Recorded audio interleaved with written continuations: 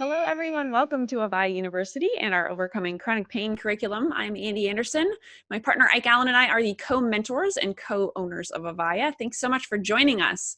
In this next class, we are talking with fellow teacher and PhD lead faculty at the University of North Carolina at Chapel Hill School of Nursing, Dr. Cheryl Woods Giscombe. And Dr. Giscombe will be talking with us about integrative strategies for overcoming chronic pain with self-compassion. So one of the main things that we'll be talking about is ultimately how common is chronic pain. 1 in 5 people in the United States of America have chronic pain, suffering with different kinds of chronic pain that can obviously affect your health, your quality of life, your ability to work, all sorts of different things. And she talks about it being this biopsychosocial phenomenon. So a very holistic thing. Chronic pain not just being something your physical body experiences, but something that has to do with your physical body, also has to do with your mental body, your social body, your spiritual body, all sorts of different things. So she has a very holistic approach to overcoming chronic pain because ultimately you are a holistic person. You have many different parts to you. And she talks about the role of self-compassion and self-empathy in overcoming chronic pain. And this has come up several times throughout this event that people can sometimes actually identify with and become their pain, right? What kind of language do you use when you talk about having pain? Is it, it's my pain is bad today, right? And, this pain is something that you potentially spend the entire day with, and it becomes a major part of your life, and then it gets entangled into who you are, right? Your actual identity. So she talks about different ways to take a step back and see yourself separately from your pain. And different techniques she'll share with you are mindfulness and meditation, right? Mindfulness being a stress reduction kind of technique, and it's a non-judgmental way to be in the moment and become aware of ultimately how your mind works, using breath to center you in that present moment. And she talks about a lot of the different ways that this obviously improves your quality of life by improving how you relate to your pain. And she also talks about, again, this holistic view of what kinds of foods do you put in your body? What kinds of exercise do you get? How do you sleep? How do you not sleep, right? All these different things as it relates to your chronic pain. Also your mental health. How are you psychologically? Are you experiencing depression based on your chronic pain? Or had you already had depression and then you started having chronic pain in addition to that? So all these different ways influence your journey in overcoming chronic pain. Also your relationships. How are your relationships in your life? How, do you have all the friends that you'd like to have? Are you feeling isolated because you have been struggling with chronic pain, so you're not hanging out with people as much, and that's affecting your psychology, which is putting you into this different kind of loop with your pain so that you're unable to get out of it. So lots of different things. I really hope that you take all this information in and really truly enjoy it. It's a holistic approach on overcoming chronic pain. And here we go. So here is our class with fellow teacher, Dr. Cheryl Woods Giscombe. Thank you so much for being here with us, Dr. Giscombe. Good morning. It's so great to be with you, Andy. Yes, and we were just talking before we hopped on how we're almost kind of sort of neighbors, like a couple hours away here in North Carolina. So that's fun.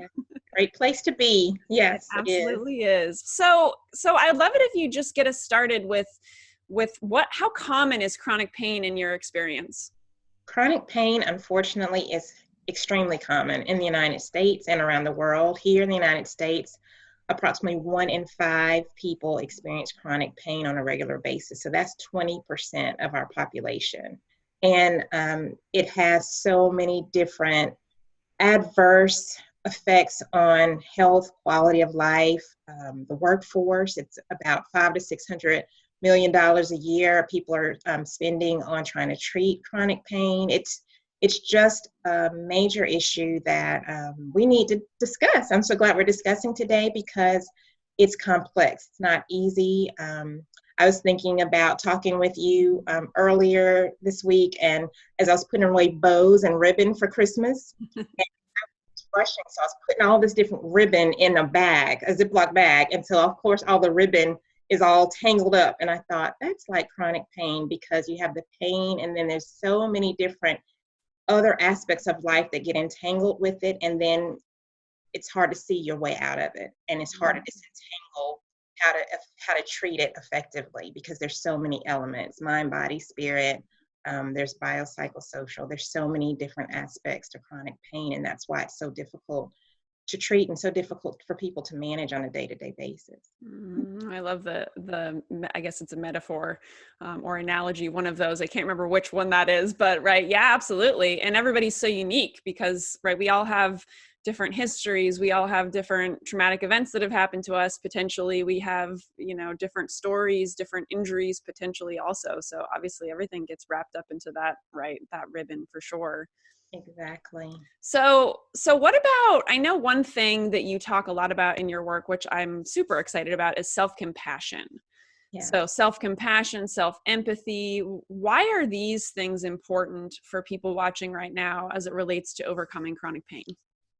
Pain becomes an entity in of itself, and people can sometimes become their pain. They start to identify with their pain. They even call it my pain. They wake up with pain, or they end the day with pain, or they spend the entire day with pain. So pain becomes a major part of life, and it also becomes a major part of who a person is, or it often does. And it goes back to that entanglement aspect. And so if that's a chronic issue, it's really important for people to try to take a step back and use techniques, as we've talked about earlier, such as mindfulness, relaxation techniques, breathing techniques. Take a step back to be able to see themselves separately from their pain, if possible, because it's like people and their pain have become one. And then a person may be angry about their pain. They may be sad or depressed about their pain, anxious about their pain because they're having to go places, or not being able to go places, or not being able to do the things that they used to do. And so therefore because the pain and the person becomes sometimes one, they're forgetting often to treat themselves, or even to contemplate the idea of compassion. So compassion for the situation, compassion for the true person that's there, and then also compassion for what is going on physiologically and emotionally that may be actually either causing the pain or exacerbating the pain. So really, the first step I would say is kindness, treating oneself with immense kindness. Because number one, people with chronic pain deserve it. They deserve to be treated kindly. And oftentimes other people in their lives, they know there's pain, or they may not know, but they know.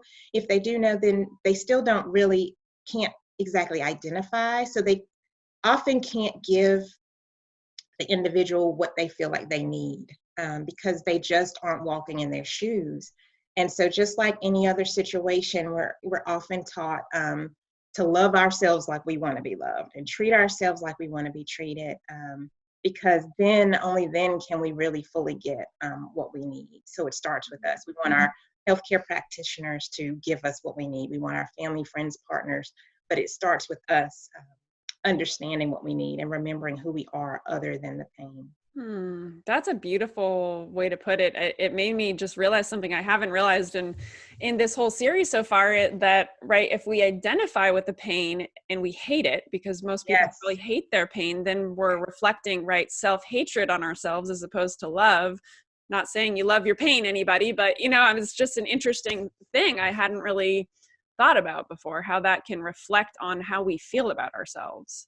Exactly. And the body parts where the pain is experienced, it could be the entire body, it could be very critical areas of the body, the core, the back, the shoulders, the neck. These are areas that are central and core to our very being. And so just like you said, if we hate our pain, if we resent our pain, if we resist the pain, so that might feel weird to say don't resist pain, but if we resist the pain, that is actually potentially one step closer to having distress related to the pain.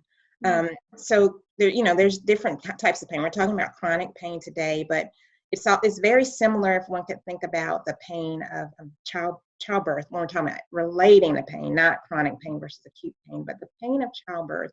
There are different childbirth methods, and one is called the Bradley method. Mm-hmm. And the Bradley method teaches women to consider the purpose of their pain, consider what is going on with the pain, so then they're able to relate to that pain differently. Not to say they like it or love it. And sometimes with chronic pain, it's hard to do that because sometimes you don't even know the root of the pain, or it's related to so many complex mechanisms in the body. But studying and understanding pain and why do we have pain? What is going on with the neurology, the neurons and the systems, if it's nerve pain, if it's inflammation, there are different causes of pain. And so I really encourage people to understand the physiology of pain, so then they can conceptualize those mechanisms as something separate from who they are as a core individual. And then there's function. Even though it feels dysfunctional, the pain is occurring in a functional way. There's a reason that there's pain. And so the more a person can study, so if you have a healthcare provider that's treating your pain, really ask them about what type of pain is this? What is causing this pain? Is there pressure on an organ? Is something going on with my nerves? If this is inflammation, what is the root cause of my pain, or what do we think it is? And then to the extent that one can possibly do so, understand how pain works. So then when one experiences the pain, they can kind of conceptualize that as, okay, this is something firing off because XYZ. And then they can have a more cognitively, I guess, a level of thinking about it that's like, okay, there's the pain, it's there. And then there's then you can manage it and relate to it in a different way. I love that. That's beautiful. So let's go back to self-compassion for a moment. And you mentioned just kind of briefly in there about obviously disidentifying with your pain, and you mentioned mindfulness. Mm-hmm. And I'd love it if you dive into that. So how can like mindfulness and mindfulness meditation, first of all, what are those things for people who aren't familiar, and how can those things help people develop more self-compassion as it relates to their pain? Great question. So mindfulness, there are several types of mindfulness practices. One mindfulness practice that I engage in quite a bit is mindfulness-based stress reduction. And so mindfulness is basically non-judgmental present moment awareness. So you're in the present moment, just like we're here together today, and you're really not thinking about the past, you're not thinking about the future so much, you are present with what is right now. Oftentimes in our minds where we might hyperinflate problematic issues because we are thinking about it, or what we call ruminating about it, and creating stories about it beyond what might actually be true. And so once we become aware of how our mind works to do that, then we can be more aware of when that's happening, and then what we can do to say, oh, we can use our breath to center us, so we can notice and be aware of our breathing in and out. And that's something that allows us to be centered and to be really in the present moment. So a person with chronic pain might say, well, I don't want to be in the present, because in the present right now, I'm feeling pain. But it can go back to what we were talking about before, where you're aware of the sensation, and then you're aware also of maybe other things that are going on that are positive, or, for lack of a better term, what all is going on in your realm with you. You're aware of the other areas of your body, you're aware of your thoughts, you're aware of your breathing. And I would say one of the most studied areas of mindfulness in terms of research is how mindfulness helps people with pain. Some of the first studies of mindfulness-based stress reduction were on pain, and the fact that it may not necessarily reduce pain, practicing mindfulness, but what it has been found to do is to improve the quality of life of people who experience chronic pain by changing the way they relate to their pain. Also, by affecting over time, over the past 3 decades, research has shown that mindfulness meditation and other types of meditation also affect the other aspects of life that make pain worse. So, for example, if you have chronic pain, you're more likely to have inadequate sleep, low quality sleep. The quantity of sleep is decreased because of pain. So mindfulness meditation practice can improve sleep, which then can help your body to support itself and heal itself. Mindfulness meditation can help reduce stress. Research has shown numerous studies that when one experiences stress, the pain, the real pain that they experience is exacerbated. They experience it more deeply. They're more distressed about the pain. So reducing stress can then help a person be better able to cope with pain. Depression and pain are very much interrelated. People with chronic pain have a much higher risk and a much higher rate of major depressive disorder. So mindfulness meditation is shown to help people with depressive symptoms. And so with all those different things, it also can help people in the ways they directly relate to their pain and experience it. And breathe deeply. There's different, I think pain is one of the most important health conditions to treat as we call integratively. So there's what we call traditional medicine or Western medicine. And then there are all these other, and I don't often like to talk about Eastern versus Western because you find integrative traditions all over the world. Here in the United States, we have indigenous practices where there's meditation and breath work and that type of thing. And so it's important to incorporate both when you're dealing with pain because it's such a biopsychosocial phenomenon, meaning it affects the biology, which causes those pain sensations. It involves emotions, depression, anxiety, but also how we relate to ourselves socially and how we relate to other people in our lives. So again, mindfulness is a practice that can also improve relationships that we have with others. And so the better we improve those relationships, the more we have access to coping strategies that can help us despite the pain or within the context of pain. Thank you. I love that. So, okay, so we've talked about, right, mindfulness and mindfulness meditation and practices like that, and touched on a little bit of stress. I'd love it if you talk about nutrition and exercise, and then I also want to talk about sleep. So you can tie that all together, or you can segment it out. But obviously, what's the role of nutrition as it relates to chronic pain, exercise, sleeping patterns, all those things? Yes. So again, pain is such a phenomenon that should be addressed holistically. So not one thing. And just like you mentioned, nutrition is a major aspect, or can be, depending on the type of pain people experience.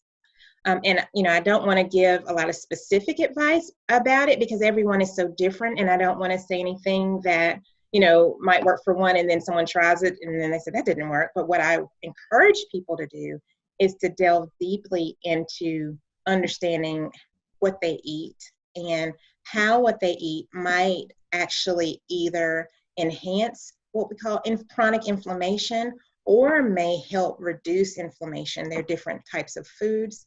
There are different types of supplements that can exacerbate or improve things like inflammation and pain sensation. And some of those things are almost have some immediate effects, some immediate impacts. Everybody is different. And so how different foods interact with body chemistry is going to be different for different people. But there are, I guess, for many ages, for many years, there are different cultures who practice the use of food as medicine. And so again, I would not recommend doing anything in isolation from your primary care provider who's providing pain management, but to talk to that person and to find out if that person is not what we call holistic or integrative provider, finding someone who is, so that you can understand more how your diet might be impacting pain. Sugar is a major exacerbator of inflammation. And sugar also helps people feel good. You know, there's so many reasons why people eat sugar. So I would never say don't eat any sugar. That's just something that some people may be able to do, but it's a challenging thing because there's so much sugar in all of our diets. And that's also part of some people's pleasure to have things that are sweet. But noticing how, you know, what a person can start to do, especially with the practice of mindfulness, is notice how pain waxes and wanes based on what you eat. So just become aware. So when I eat a plate of pancakes, for example, with syrup, how did my body feel an hour or two or later that afternoon afterwards? When I drank soda, how did my body feel after that? Or if I take time off from those things, how does my body feel? Every person has really a really great and interesting opportunity to get to know themselves and how their body's reacting. Now, one thing I will say when you ask yourself that question, how did my body react? If you've been eating lots of sweets or lots of other types of foods that may cause inflammation or that you enjoy, when you stop those foods, you might feel kind of crummy anyway, because they're foods that you're used to having and they give you pleasure. So there's this period of you might feel, you know, not so great because you're craving those foods. But then if you give yourself time, you can notice, wow, my knees aren't as stiff, or my hips aren't as stiff, or, you know, that kind of thing. So just becoming more aware. And I think that's where the self-compassion piece comes in. 2020 can be a year of curiosity, meaning curious about your own body and how it responds to temperature, to foods, to emotional states. And so similarly with sleep, you know, there's a recommended 7 to 9 hours a night. Everybody is different, and some people need more, some people need less.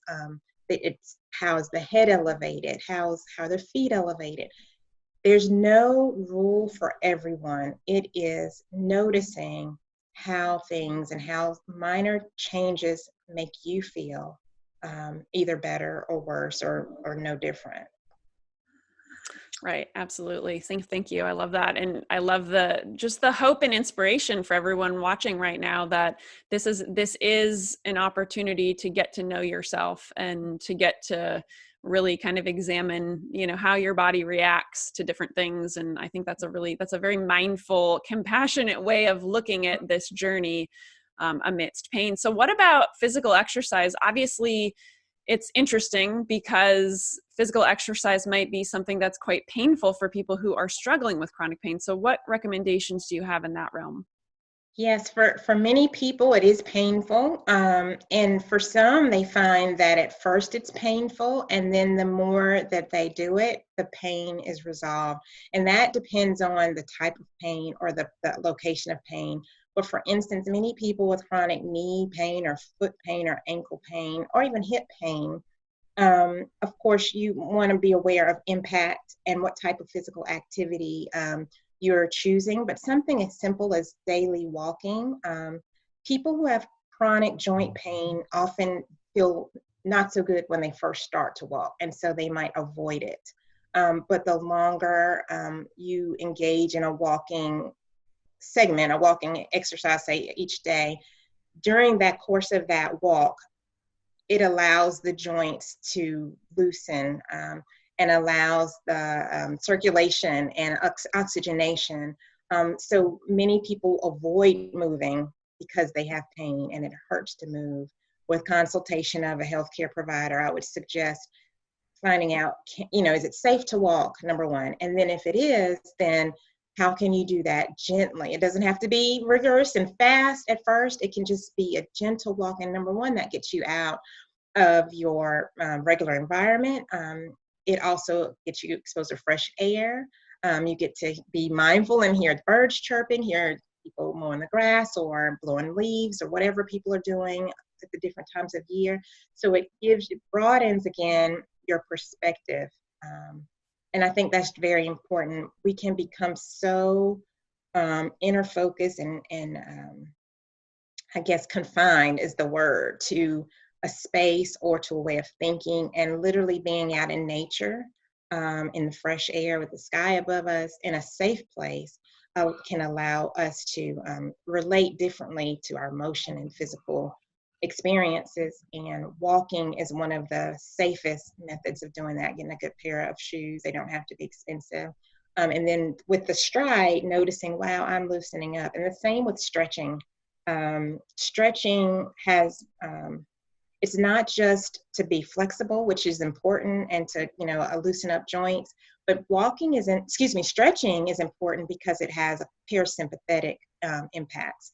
So it can reduce stress that we hold in our bodies. And if people are experiencing tension in their shoulders, their neck, anywhere in their joints, stretching is ideal. And that's another way really of getting in touch with yourself. Many people might sign up for exercise class, or they might, now the gyms have these circuit or interval training, and that could be good for people because it's motivating, and there's the buddy system with that. Nevertheless, I truly recommend people having an individualized exercise routine, because again, it gives you the ability to become aware of how your body's moving. So oftentimes we want to listen to music, and that's good because that's motivating, but sometimes working out and just paying attention to how your body feels, or being aware of nature, or stretching where you're letting your body stretch in the way that it feels like it needs to. And so the more you listen to, oh, I think I need to stretch my hip or my waist, and then your body has a wisdom. And oftentimes if you're being led by a teacher, which again has its benefits, but that person's not you. So you can have a coach to make sure you're doing things healthfully and not overdoing it. But it's really important to, I think, get in touch with movement and how your body moves in the way that's safest for you. And doing it in a heated pool or even a cool pool, depending again on the type of pain you have, is a safe way to get that started too, because of the low impact of that. Yes. Yes. Ooh, sorry. Back on our audio there. How strange.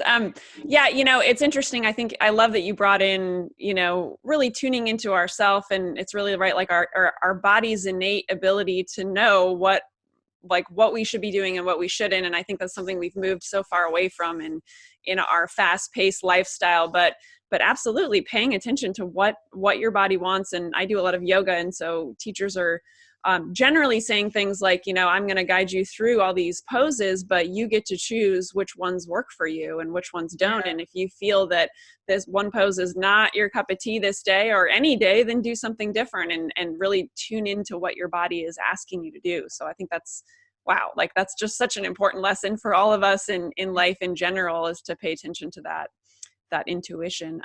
So what about we've touched on many things, right? We've touched on nutrition, we've touched on physical exercise, we've touched on sleep. What about just mental health as a whole, and how is that interconnected with chronic pain?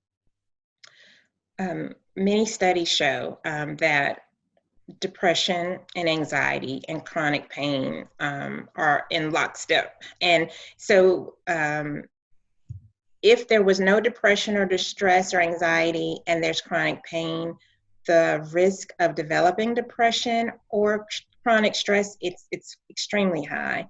And then depression or anxiety or other mental health conditions can also exacerbate one's risk for chronic pain, because again, if you're stiff and you're still and you're whatever way you're coping, those things, it's again like those ribbons in the bag, they're complicating one another.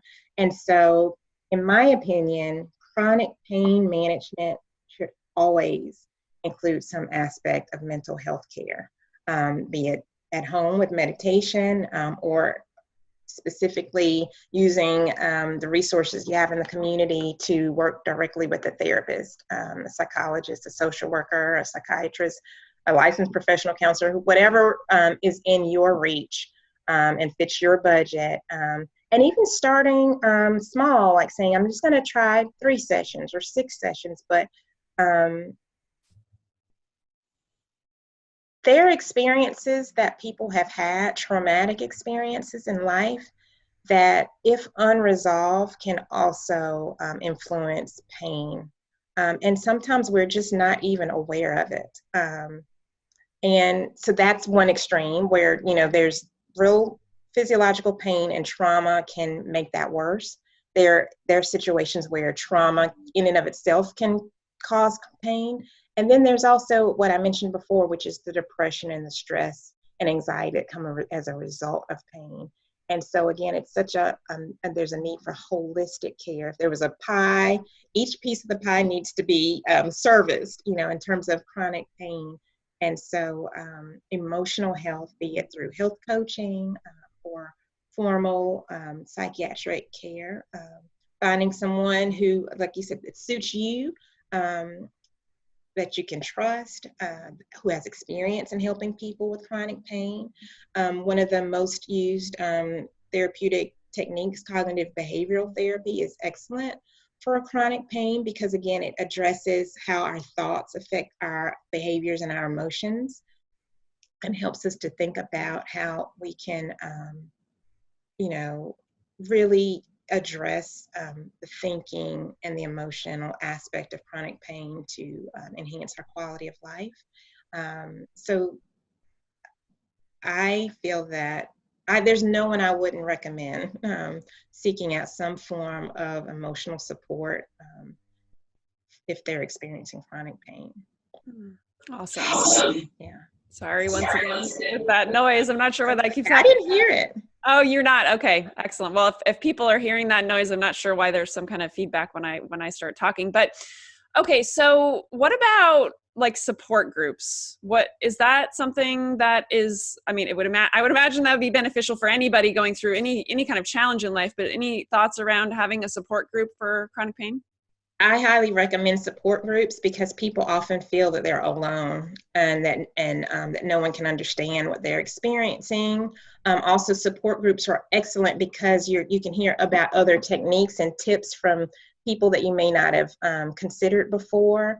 You may help someone else as well, and then that feels good to you. So a support group is a wonderful way, and it could be in the form of something that's specifically for pain. There are lots of mindfulness groups specifically for pain, and there are other types of psychotherapeutic groups for pain. And another thing, when we're talking about emotional well-being, what we haven't touched on as much is how chronic pain can impact the relationships that we have in our lives. I don't know that we discuss that enough, but it can cause relationship strain to a great degree because for many reasons. It may be because one's isolating themselves, it's causing distress and irritability, you feel that people aren't understanding you or addressing your needs, or the other person is just not understanding and is impatient. I mean, there's just different ways that pain can affect relationships. And so that's another potential area to target in psychotherapy or counseling is how can I maintain the quality of relationships in the context of the chronic pain that I experience from day to day. I have a very close friend who has lupus. And so the chronic pain is unpredictable. And so it affects how she decides to interact with people. It affects when she decides to go to festive events. She has gotten to know her body and know her needs a lot. So it's a good thing for her, but it really can cause a major shift in how one relates with others and how they engage in activities that they used to love. And so journaling is a major, it's something I recommend in a major way also. Finding a book, this is one of my favorite journals, but finding something that when you see it, you look at it and you say, okay, I love my journal. And you can journal about, patterns like we talked about before with eating and sleeping. You can journal about who you were before you experienced chronic pain. So, because there's also the grief of pain, of losing the things that used to bring you joy, which can also cause depression or be a part of the depression that people experience. But who am I? And so journaling can help you get back in touch with that if you have lost touch with that.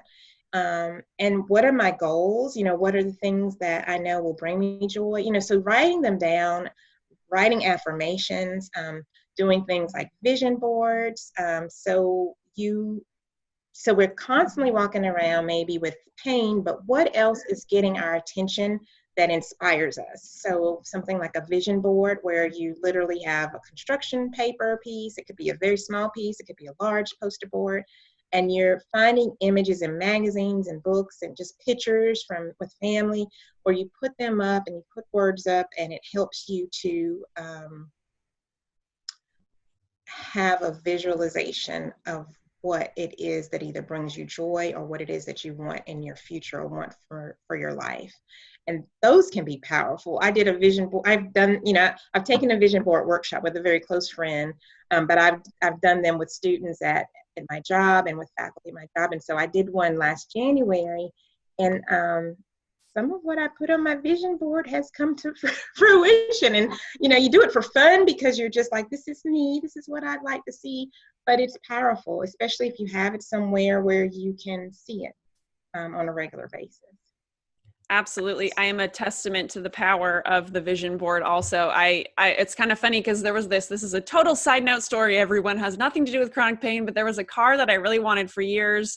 And then I kind of put it out of my mind, and Ike and I went shopping for that said car for a while. And then several years later, I ended up getting that exact car. And so it was just so funny because Ike sent me a picture. He had taken a picture of me in front of it when we were at a dealership in Colorado when we used to live there like 3 years ago. And then 3 years later in North Carolina, I ended up buying that car. And he was like, your vision board is working, It's amazing. It is. It's Yep. really, and it's like, it doesn't hurt to do it. So why not? And go all the way, really, because sometimes we downplay what we really want because we might not think it's possible. And it's not about materialism, because it's not just about, and I'm not saying you said it is, because I was thinking about what I put on mine, and it was something material, but it's not just material. It's about what it is that our spirit is really craving, what it is that we're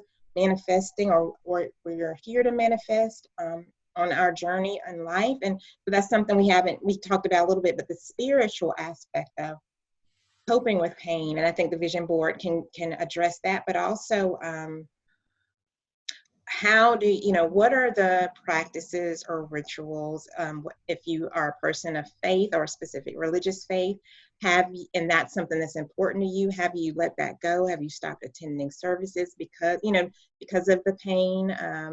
So just being aware of what used to bring me joy, what used to make me feel full and whole, and am I attuning to that? And then whatever your belief system is, are you using that to strengthen you and to nourish you and to help you be full and whole? And again, not just someone who feels like fragmented with pain. And again, the close friend that I mentioned before who has lupus, and if she watches this, she'll know who I'm talking about, but she has really chosen happiness. And lupus is so unpredictable, yet and still she has chosen to focus on love in her life and happiness, and also what does she need. So it's not that she's become a selfish person, but she's become self-compassionate, I believe, and knowing what do I need, what are all the elements I need spiritually, socially, to support myself in this journey, in this unpredictable journey. Thank you for sharing that. Your beautiful friend and her courage and strength, and I love that. And hopefully people watching right now can relate to her as an example of what's possible, and I love it. So thank you so much for doing this. This has been such a delightful conversation, and it feels like so well-rounded and holistic in all the different things that you've brought to the conversation. Are there any last insights, anything else you want to leave people with? Yes. I think, again, I guess as we talked about my friend, I thought about one other thing that might help people, and it might seem like, well, this isn't different, but to what extent are you doing something special in a way that's generous? So it's very important to be generous to yourself. And sometimes we're spending so much time focusing on ourselves that we forget to do some random act of kindness, or some writing a note and sending it in the mail, or just doing something really simple that can literally affect the endorphins in our bodies, and literally serve as a medication, and help us to feel better even for the moment. So finding out what more can you do to be generous to yourself and to be generous to others in a way that is feasible for you. Not what I don't mean is going out of your way and taxing yourself and making yourself fatigued and doing things that you really don't have the resources to do. I mean those very simple acts that bring joy to you because you're bringing joy to someone else in a very simple, basic human way. And I think that can also go a long way. Awesome. Thank you. So Thank you. amazing. Thank Thank you you. so much for doing this and that amazing, beautiful parting message, and for all the work that you do in the world. And everyone watching right now, thank you for showing up for yourself. Thank you for being here for you and practicing self-compassion and awareness on your journey. And we will see you again soon. Thanks so much. Thanks so much, Andy. It's been great to be with you. Right back at you. All right. Take care, everybody.